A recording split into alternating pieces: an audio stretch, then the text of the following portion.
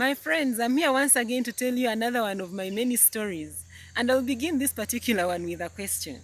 Have you ever made a decision only to realize that you underestimated its consequences? Now, it would be okay if the consequences are positive, because of course nobody gets tired of good things, but it is always tough when the consequences are negative. For me, that has been a story of my life. I started making life-changing decisions when I was really young. I remember even before I joined school, I had decided that I wanted to become a doctor. And when I started school, I also made another life-changing decision. I think I was like 7 or 8 years, I'm not very sure. And I decided that I was going to quit school. I was done with school. I was in a boarding school. I was there with 3 of my elder sisters, but at that point I felt like I was done with school. I just wanted to go home. And I remember very well where I stood to make that decision. And on one of those days, I decided to leave.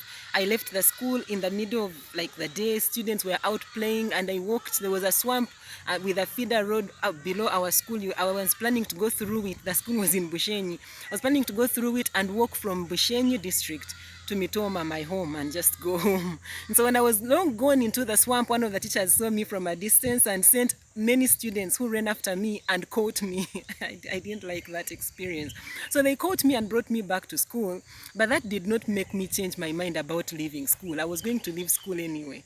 And so I had to sit down and think about plan B, because the bit of staying in school was already decided. I was going to quit school. And as I was thinking one day, I remembered that I had always had very good conversations with my father, because sometimes he would come and pick me up from school and take me home for the weekend. And the times would be with him in the car. We would decide where to buy mandazis. Mandazis were my favorite snacks, or which kind of dress they should buy for me, whether they should buy me a pink one, a red one, the one with baby elephant. So I said, let me go and have this conversation with my father. I thought it would be an easy conversation. My dad used to live on Tank Hill in Bushenyi, for those who are familiar with Bushenyi, and my school was not very far. And so on this good day of the Lord, the angels of the Lord smiled at me. I decided to use the main gate. I walked out of my classroom, through the main street of the school, up to the main gate. I had a little chat with the gate men. It's as if the Lord had blinded them. They let me out of the school. And a few meters out of the school, I met a teacher.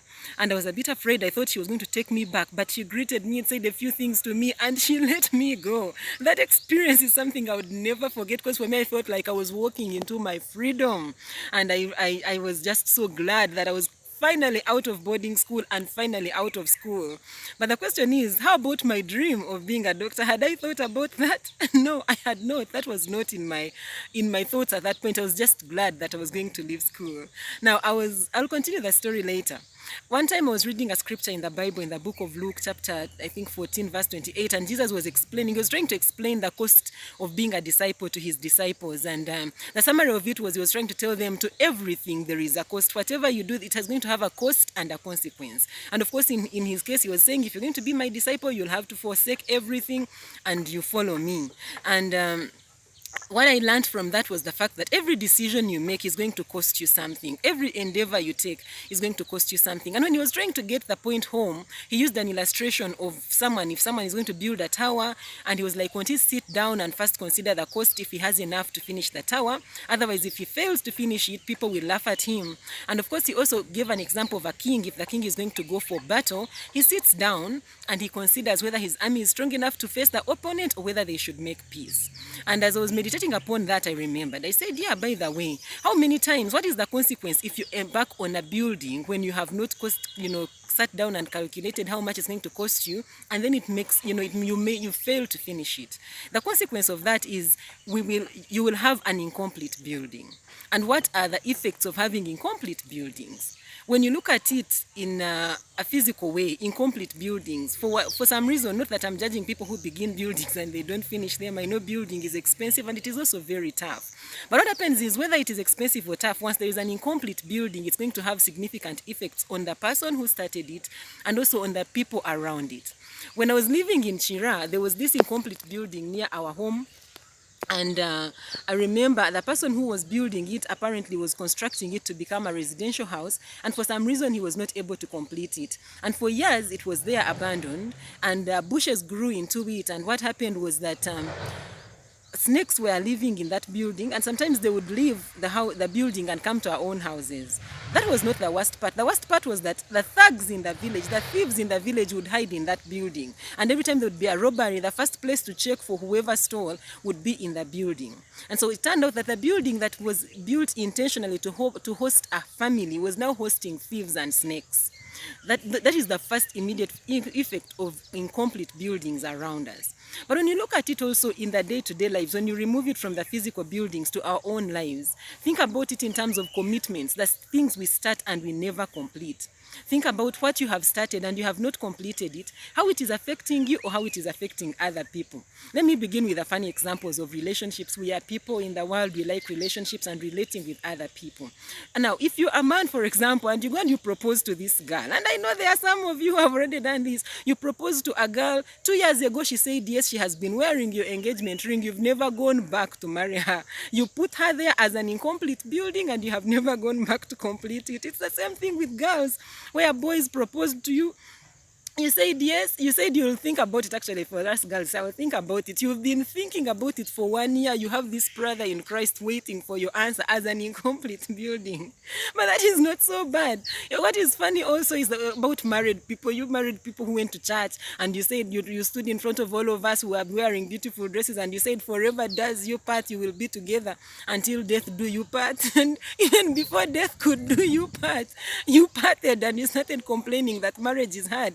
The first problem you had, you ran away, and now your partner is there waiting, wondering whether you're still married or not married. They can't move on, you can't move back, they are just stuck as an incomplete building.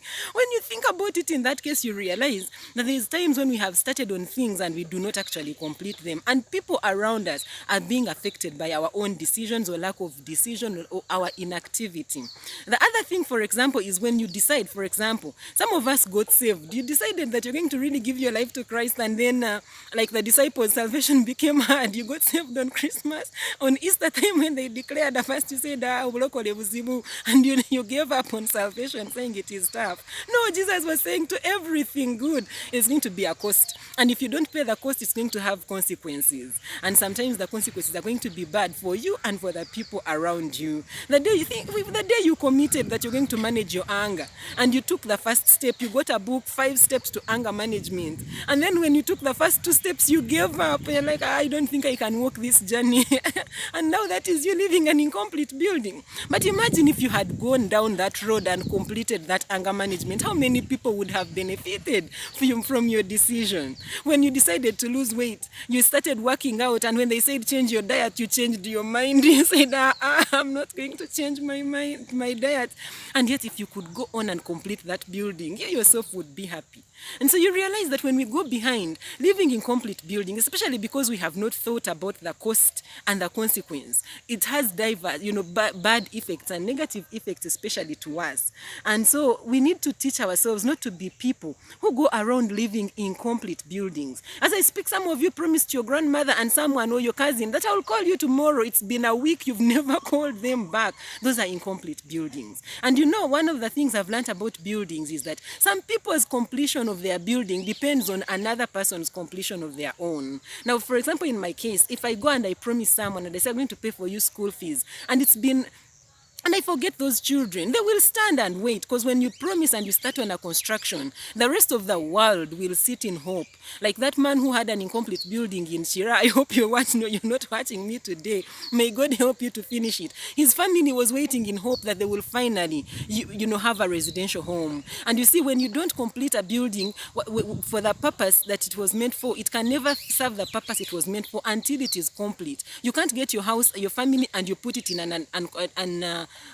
a building which has no roof. And so what happens is, until it is completed, it cannot fully meet the purpose for which it was intended. So we need to sit down and complete it. Or if you sit down at one point and maybe either you realize you underestimated the cost, or maybe the foundation was not good and you're no longer interested. Instead of leaving the buildings and the commitments standing and hanging in the balance, how about you go back and you demolish them?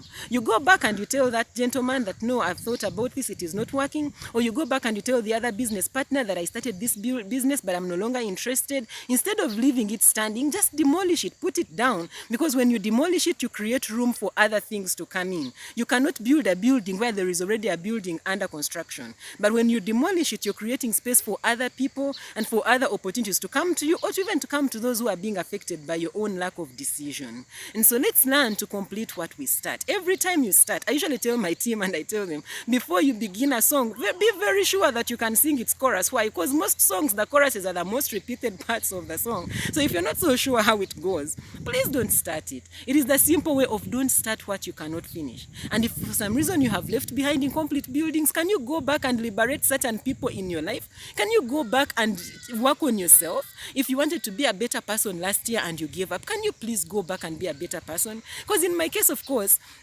the story is long, but what happened was that I left school. When I left school and go to my father's house at Tank Hill, I found he had just left for the village, and he was on leave. He was going to be in the village for 2 weeks. And for 2 weeks, I was in the middle of nowhere. I was not at school because I was not going back to school.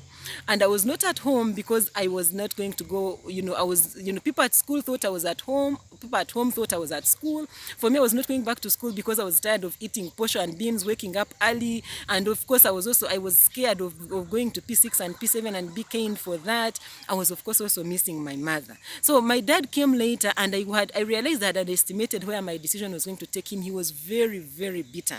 I remember I had only one friend in that school. Her name was Agnes, and Agnes's mom had to sit both of us down and cancel us. And after that long series of cancelling, my dad agreed that I could go to a primary school, because yes, I agreed that I wanted to go back. I could go back to school, but not to boarding school.